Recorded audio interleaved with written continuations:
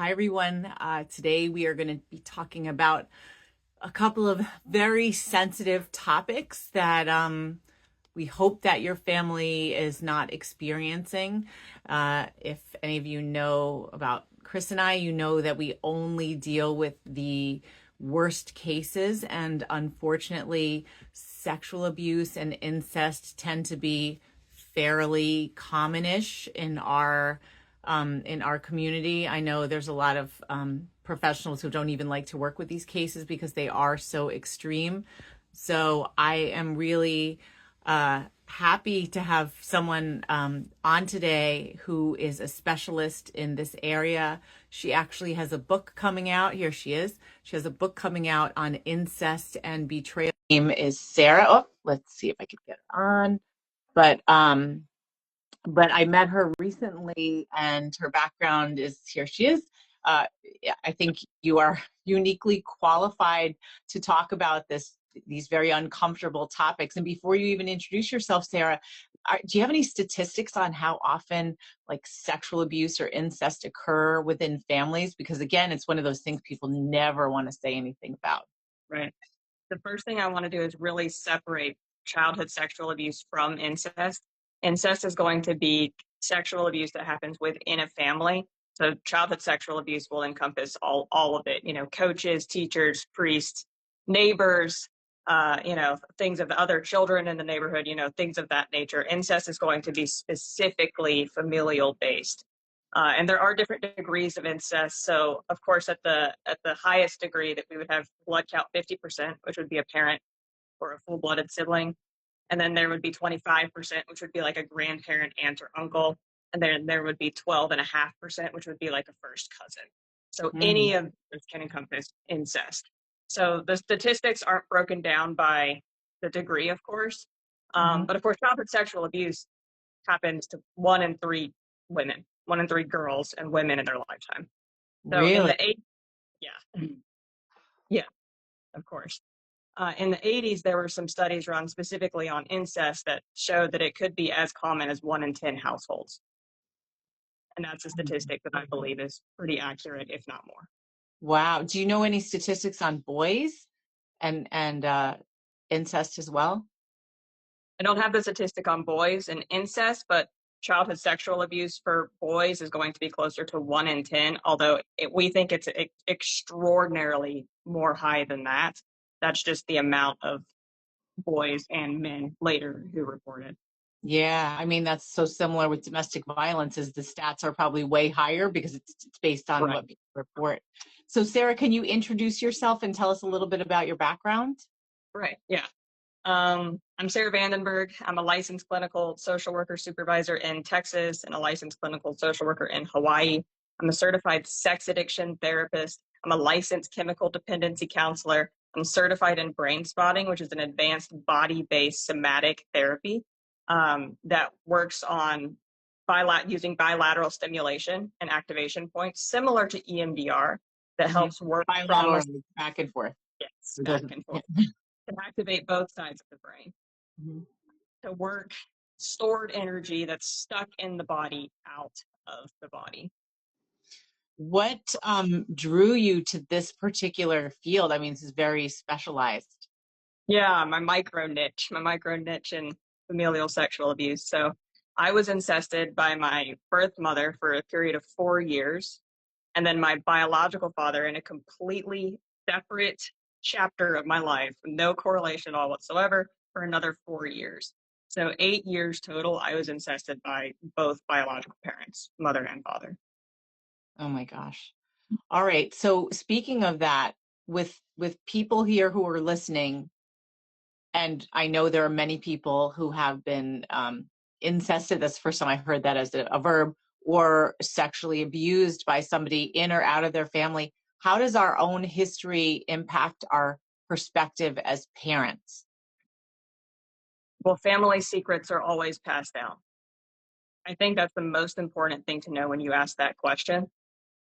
And so what I like to say is, when someone has been incested in a family, and it's not out, and I don't mean like out into the world, I mean out of your body. Okay. Mhm. With a therapist, with a safe person, with a best friend, with whoever like your very small support system is, when it's stuck in your body, it's like having an elephant in the room, Mhm. right? One of the things I always say about elephants are outside animals. If an elephant is in the room, then the elephant is pooping in the room. And if there's an elephant in your house, and I'm talking about your body, your temple, of course, if you have an elephant in there and your children come from that, they come from your flesh, they're in your house, that means that they're running around in the elephant poop, right? So when they go out into the world, they're extraordinarily likely to attract elephants, if you will. Mm. So family secrets are almost always passed down generation to generation.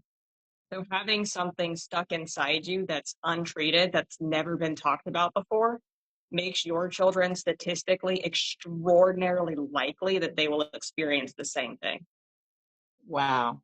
I mean, So it makes so much sense. It's just so yeah, interesting because it's like a secret. If I have a secret and my kids don't know about it, then how would they be more likely to be impacted by that secret? right. And so you said something really important. Here's the thing I want all parents to know. If your kids don't need to know the secret, Mm. it just can't be trapped in your body. So it may not be appropriate for your kids to know that you were incested or that you experienced domestic violence or that you were trafficked or whatever it is that could be horrendous from your life. Your kids really may never need to know that. There Mhm. could be an appropriate age where you do want to disclose some of that.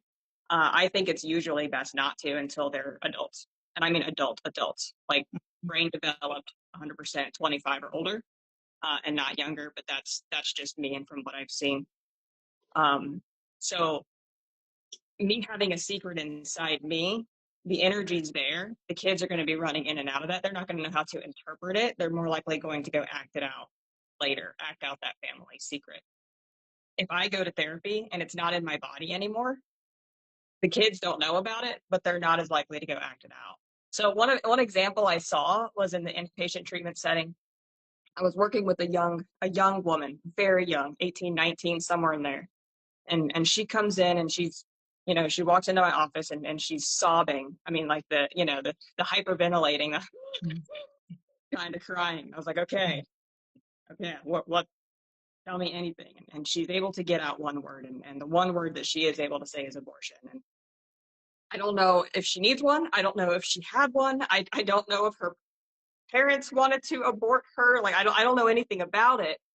Um, but I can work with the one word. So we start brain spotting, right? Because it's clearly in her body. So we start working on getting it out. She goes through a whole experience, cries it out, like it's out. It's amazing. And then she tells me that at 13 years old, she was raped by a teacher in the bathroom, and nobody knew about it. She got pregnant, and then on her own, having not told a friend, a family member, anybody, she sought out an abortion and is now acting out in drug abuse and is in inpatient treatment as a result of that trauma. And so she tells me through the course of therapy that she wants to tell her parents, who are incredibly religious. And so she felt like she might be disowned because she'd had an abortion, you know. Um, so I'll talk about that a little bit later, what parents Yeah. can do to ensure their children can talk to you about these kinds of things. Yeah.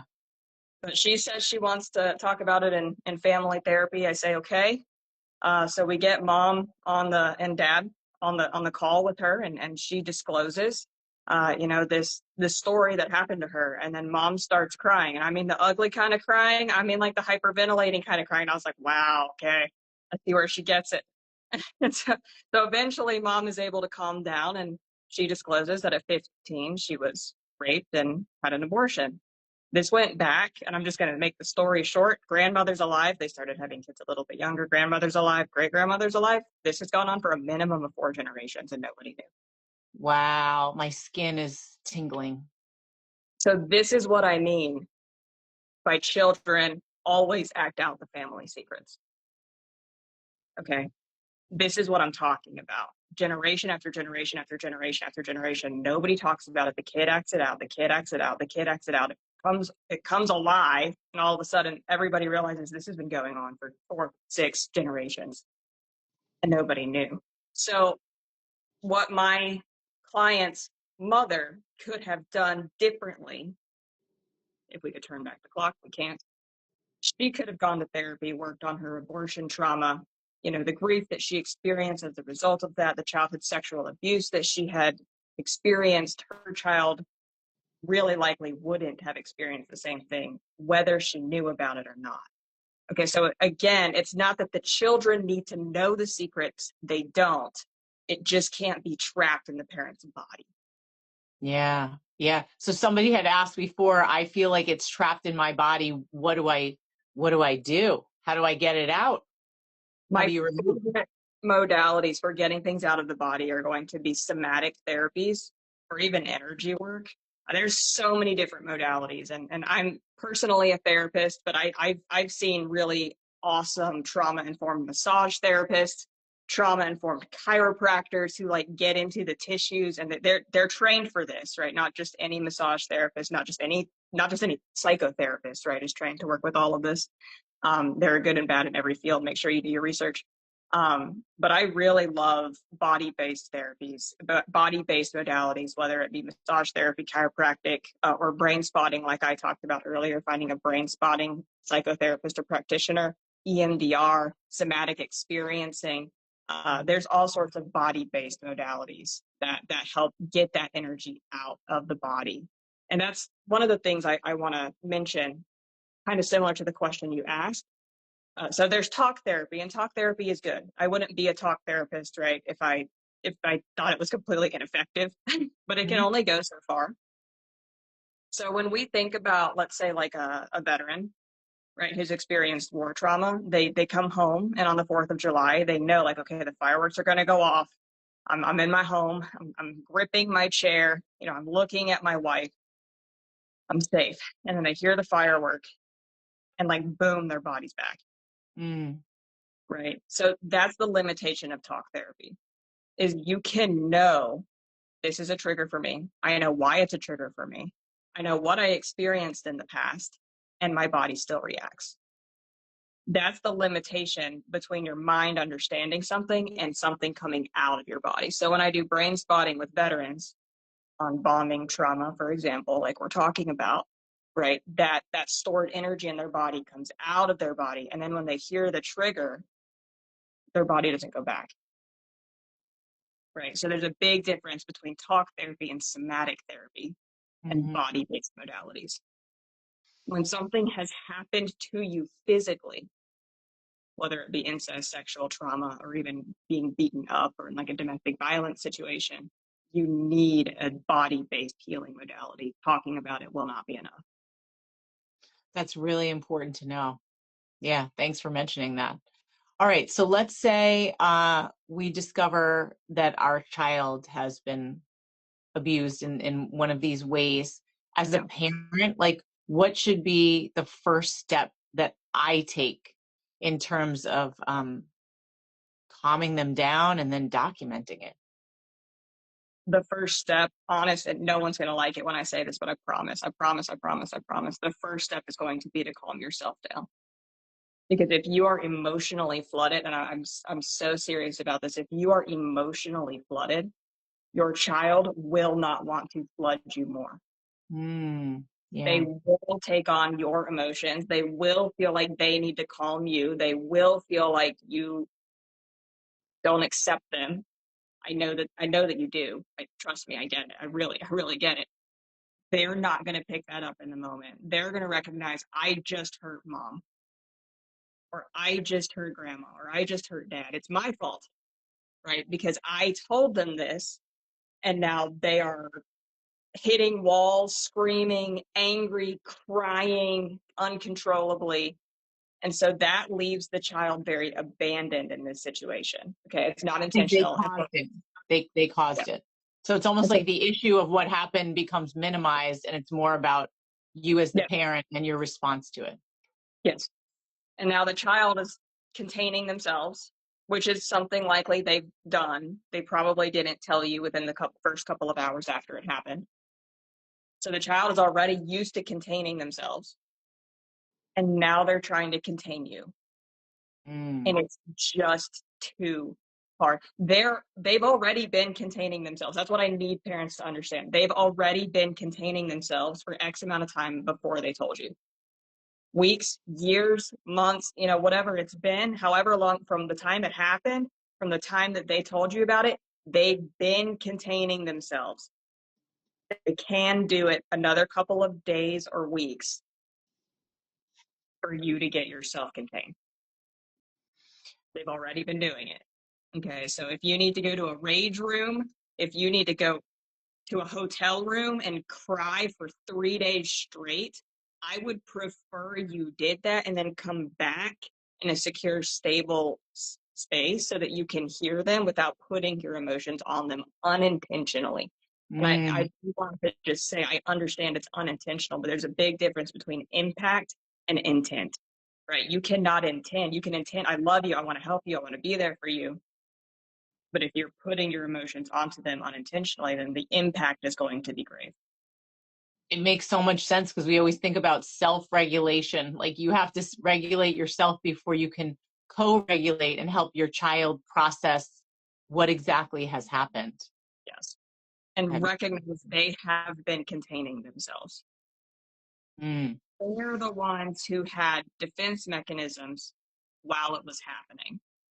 Okay, while a child is being incested or sexually abused or any of the very traumatic things that we're talking about right now, they are likely dissociated, minimizing, in denial, possibly in love with the abuser, especially if it was a parent or sibling, trying to protect everybody. They're an active defense mechanism, which is good for right now. For right now, it's good. Okay. The parent isn't. The parent has found all of this out at once. They're not dissociating. They're not in denial. They're not in minimization. They're not in delusion, right? They're like, this is the worst possible thing that could happen to you, and I'm feeling all of it at once, right? And that's why the emotion is so scary to the child, because they haven't had it yet. And they're not going to have it in front of you ever if they don't get a chance to feel their feelings in a safe environment. Wow. That makes so much sense. And I think that is probably going to be one of the hardest things as a parent that anyone would have to do is control themselves. It is. In that moment after Yes. discovering something like this. It is. Yeah. Such important advice. Okay, so I have some other, I'm coming up with all kinds of questions as you're talking, but somebody asked here, and this is a great question. What advice do you have for me? I was sexually abused by my mom's dad, and she never believed me. I have a daughter now 5 years old, and I'm constantly worried if that would happen to her. I'm so traumatized. Yeah. Great question. And your fear is understandable. One of my favorite things that I've ever learned in life is that all of my emotions have gifts to them. So fear brings me wisdom and protection, right? If somebody doesn't have fear, then they might run into the burning building because they think the fire's pretty. They might jump out of the airplane without a parachute because it sounds fun, right? At the snake because he looks cute, right? So fear is a good emotion. Okay, so we don't need to be afraid of our fear. We just have to use it to inform our next decisions. Okay, and so the best thing you can do as someone who's been sexually abused or incested, even by a step parent, it's still classified as incest, is to seek your own support around that, get it out of your body. Your child is very likely to not go through the same thing if you're not carrying it inside you. Oh boy, yeah. So let's say, now it's come out, and what should we pay attention to with our child? Like we've calmed ourselves down, but we're keeping an eye that are signs that it's worse than anything, that there's more stuff happening. Immediately write down, start documenting all of the symptoms that you're seeing in your child. You don't have to talk to them about it yet. And all of this is dependent on age. There's a very big difference between a 3-year-old who's been sexually abused and a 15-year-old who's been sexually abused. They're both tragic. They're just different. Can you tell us a little bit like the differences between dealing with a 3-year-old and a teenager? Teenagers are much more likely to have been groomed long term, even short term. They're more likely to quote unquote fall in love with, and I don't like using that language because that's not what it is, but that's what it feels like to them with the abuser or the perpetrator. The 3-year-old is likely just overpowered and not experiencing I'm in love with. because they're not at an age where they're even thinking about that in any way, shape, or form. So there's a lot more entanglement with the adolescents than there is with the young children, typically. Yeah. Yeah. So what do you do about the guilt that a victim feels where, like you said, they still love, they're still attached to someone, especially if it's a member of their own family? Like, how can we help someone shut down that self-blame? So the first thing we can do, the best way I can answer this question is you're going to use a lot of ands. The and is going to be your best friend as a parent when you're talking about these topics with somebody who has been sexually abused as a child. I hear that you feel like you love them, and the court said you can't talk to them right now, right? If the court's involved, throw them under the bus. That's why they're there. Hmm. Okay. So not a but, just an and. And and is your best friend here, because we don't want to disempower or invalidate their experience, because then they won't feel like you understand them, which is what they got from the abuser, Hmm. right? The abuser understands me, you don't, right? Yeah. So now you're automatically not up to speed with the person who's abusing them, because they get it, right? They get it. Yeah. And so we can say, I hear that they get it, right? We're not going to fight them on it, because that's a surefire where they're going to run right back, right? That's the only place they're getting the validation, the love they need, the care, the understanding that they think that they need, right? So I hear you, and these are the rules, and we're not going back on them. I hear you, and technology is going to be kept in the living room overnight, starting at 8 p.m., mine included. Right, I'm going to do this too, right? It's technically spiritually abusive for a parent to have a rule for a child that they themselves don't follow. In essence, do what I say, not as I do. That can end up being pretty spiritually abusive. So if we're going to have a rule for the family, it needs to be for everybody in the family, unless there's a reason. So, mom's on call for work every other week. Mom has her phone in the her room every other week because she's on call, but it's a known thing that, like, she won't be scrolling until 11, Hmm. before falling asleep. Phones are in the living room, the computers in the living room, no laptops in the room, no laptops behind a closed door. Whatever we need to do to ensure safety. A lot of grooming happens online. That's why I immediately went to online. uh, Hmm. you know, I hear that you want your technology, and all of your friends have your technology, in their room. And the rules in this house are this, That's right? a So great. Anne is going to be your best friend. Yeah. So now what about the opposite? So what the scenarios you're talking about is where protections have been put in place. What if it's, one second. Can you still hear me? Yes. Okay, good. So what if it's the opposite where the child is still in a system, the legal system that Yeah. demands interaction with the abuser, because we know these cases sometimes take a Right. Right. while. Right. This. How do you help your child cope, and how do you cope with something like this where you feel like there's nothing you can do about it? Immediately get yourself into therapy at minimum, even if you don't think you need it. That's medical or clinical documentation that you're talking about this, that you talk about it for years and years and years, however long you're in it, and that your story hasn't changed. Hmm. Okay, so this is a big deal, not only for your emotional health, but for a clinical person to then say the story has been consistent. She says that her 3-year-old daughter went to dad's house, and this is the behavior that the daughter's portraying, and she has never recanted. Hmm. Like, whatever that looks like. Even as a parent, that's good. Okay. And then start documenting your child's behavior. So they started wetting the bed at 4 years old. It happens 4 times a week until they were 8. Whatever that looks like. Seriously, keep a log. Don't tell your child you're keeping the log. They don't need to know. Hmm. But you need to keep the log in writing. So my child is exhibiting a lot more anger and frustration at school. Get it recorded. And even you just writing it on a piece of paper after you meet with the teacher, get it Mm-hmm. get it documented in writing. I had a meeting with a teacher on this date. They said that on this date, my child has become a lot more angry at school. Right. So talk to as many collaterals as you can, and they don't need to know what you think is going on or what is going on. Right. Mm-hmm.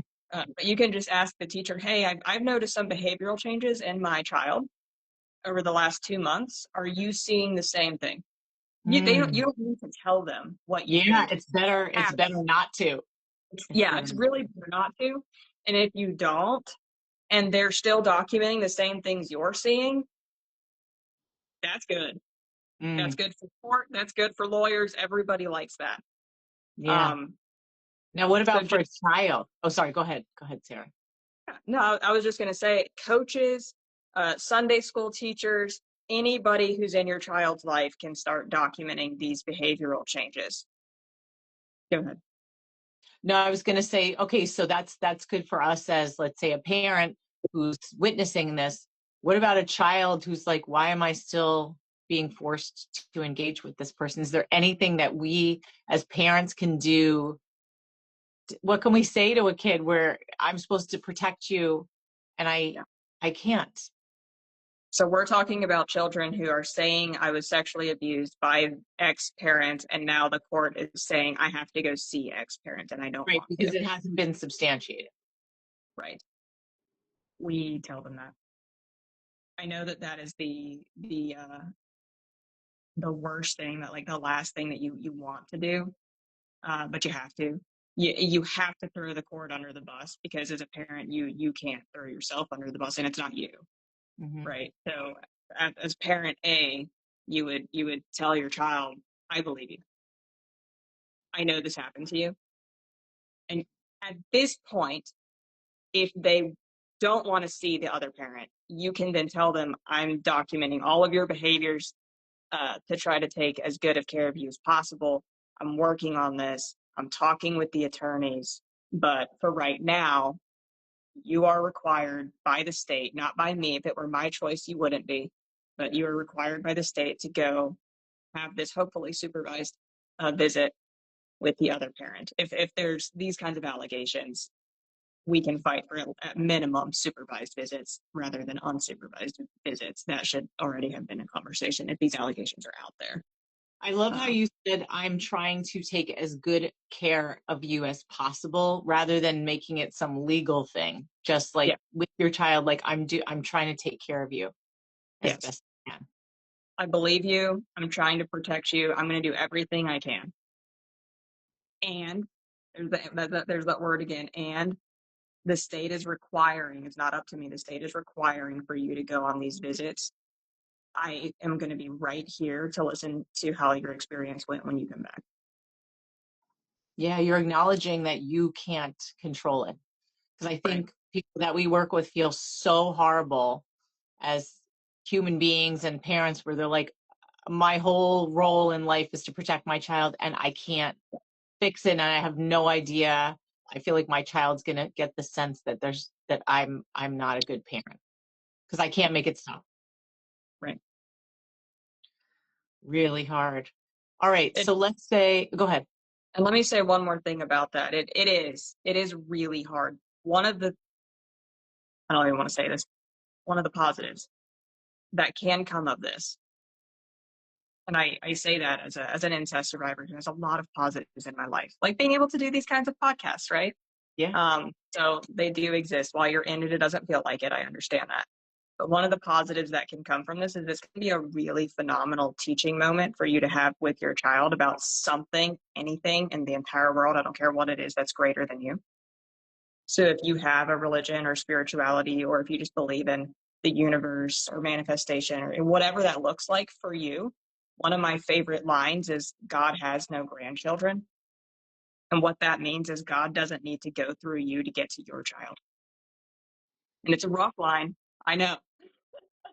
I know, because parents feel, like you just said, right, that obligation, like it's my duty, it's my only role in life, right, to protect my child. Um, and you're still not the last line of defense here. And I know that that doesn't stop everything from happening. It doesn't, because like God, the universe, all of these words that we could use, creator, it's not tangible, right? Like I can't shake God's hand. Mhm. Like I can shake another human's hand. But this is a really good moment for you to point to something outside of yourself to help your child. Yeah. So, as you're saying that, I'm thinking of something else. It's a huge question. I have some ideas, but are there kids that are less likely to be abused? Do they have certain traits? Do they have certain relationships that make this less likely to happen versus Yeah. kids who are more likely to be targeted, other than what we talked about based on the family secrets and the history? Well, that's about that's most of it. Okay, that's most of it. Is they Hmm. have parents who don't have hidden secrets within themselves. And again, it doesn't mean that the child knows the secret. It means that a therapist, a pastor, someone you trust knows the secret, and you have lost shame. Now, I probably should have said that earlier. You have lost shame about the event because other people know about it and still love you and can validate you through it. Okay, so and that's a good rule of thumb. If you still feel an enormous amount of shame about yourself, hiding, I want to hide. If someone were to know, I feel like I would have to just die or vanish or disappear. It's existential. Um, there's stuff to work through. And it doesn't mean you need to tell everybody, please don't put it on a billboard. I'm not saying that. But if a couple people know and they still love you anyway, and you've been able to release those shame binds, those shame bonds, I'm not allowed to talk about it. If you're able to release that, if somebody else were to find out and you'd be like, I didn't really want them to know, but okay, that's I'll live. I'll take some breaths. You've really come through it. One of the things that I heard from one of my mentors say once upon a time is if I can talk about it like it's weather, news, and sports, I know I'm good. Right. So it's sunny outside today in Dallas, Texas. I was incested by my mother and my father for a span of 8 years. Right. I mean, they both sentences carry about the same amount of weight for me today, even on a global or public setting. Yeah. Yeah, it makes sense because you can see as you're saying it, Sarah, you're just saying it. Yeah. Sunny outside. Yeah. Right. And it doesn't mean I say it to everybody. Obviously, I'm here on Instagram and I'm doing podcasts now and I'm writing my book, right? So it's becoming pretty global, but it doesn't mean I'd walk up to somebody I just met, right? And just be like, hey, like that'd be awkward for me, Yeah. you know? Yeah. Uh, it's not appropriate in every circumstance, but the the children who have parents who are able to emote on this level, who are able to get stuff out of their body on this level, do not experience the same level of trauma as parents who can't do this. Okay, another thing we can do is begin teaching children about their private areas. I mean, it's young. The average age that a child watches pornography today is 8 to 9. I mean, so by 4, 5 years old, there are books written for 5-year-olds. I mean, by 4 or 5 years old, we need to start having these conversations. Like, these are the bathroom areas. Nobody touches this. You let me know if somebody does. All of those kinds of things. Those conversations need to be had younger than certainly when I was a child and when you were a child, right? Mhm. Yeah. Yeah. Oh my gosh, this is a mind-blowing conversation, Sarah, and I so appreciate what you're sharing because it's really helpful. I mean, you're giving parents like actual things that they can do and things to think about. So if somebody who is dealing with this and they have therapy, is there anything else they can do to sort of reestablish trust in their own home? Because Yeah. everyone thinks I should have known, I should have seen it. Mm. Yeah, that is the most common thing that I hear from parents is that, and I most of the time parents do know, okay, at least on some level, but there's the denial and avoidance can be so so so so so so strong Hmm.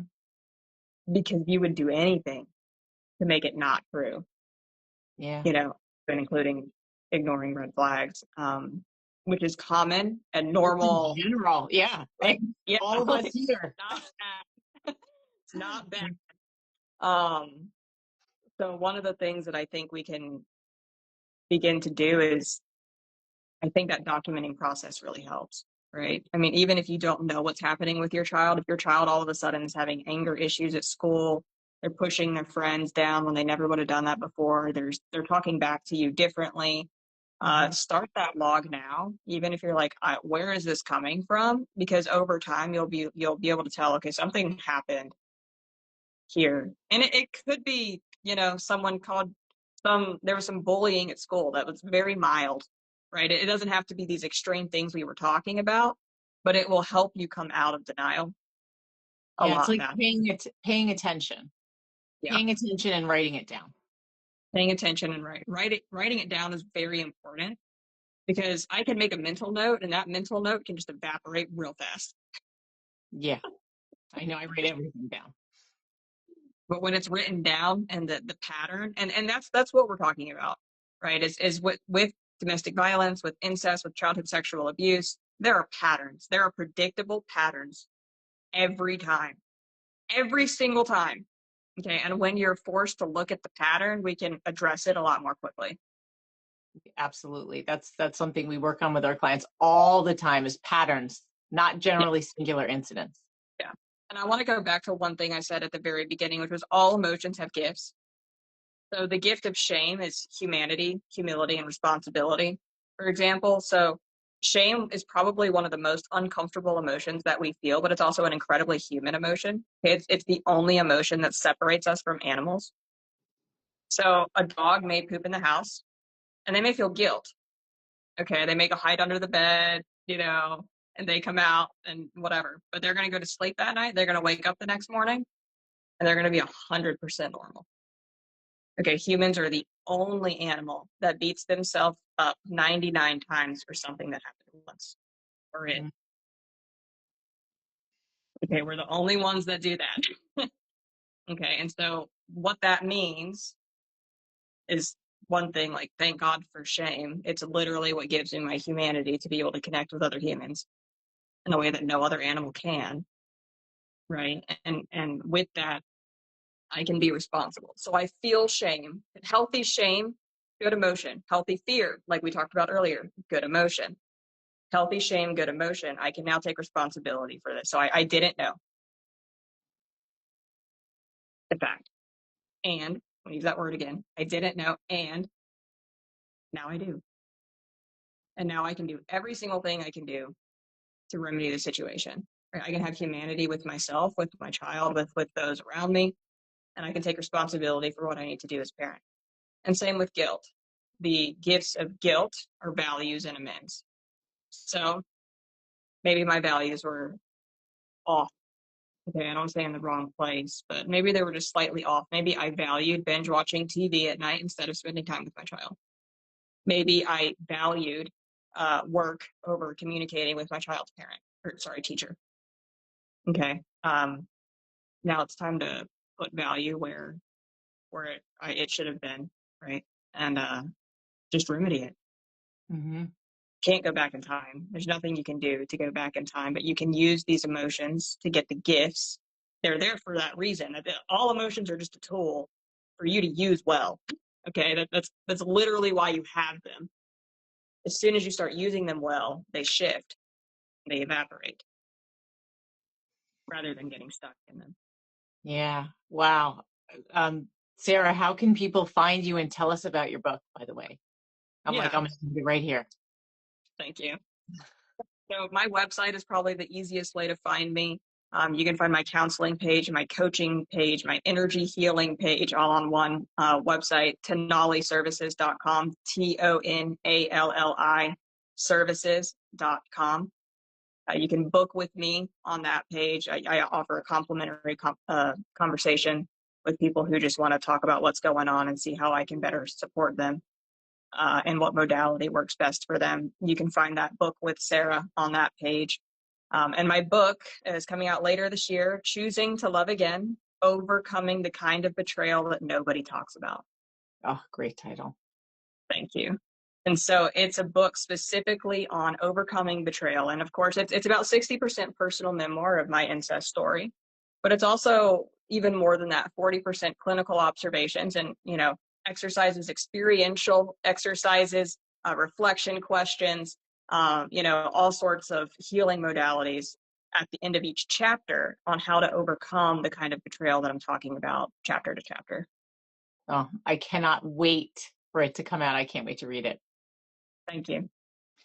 Thank you again, Sarah, so much for coming on. Like I said, my jaw is still like I gotta pick it up. Very, very helpful and very comforting. Thank you. I was glad to be here. All right, let's definitely stay in touch. Definitely.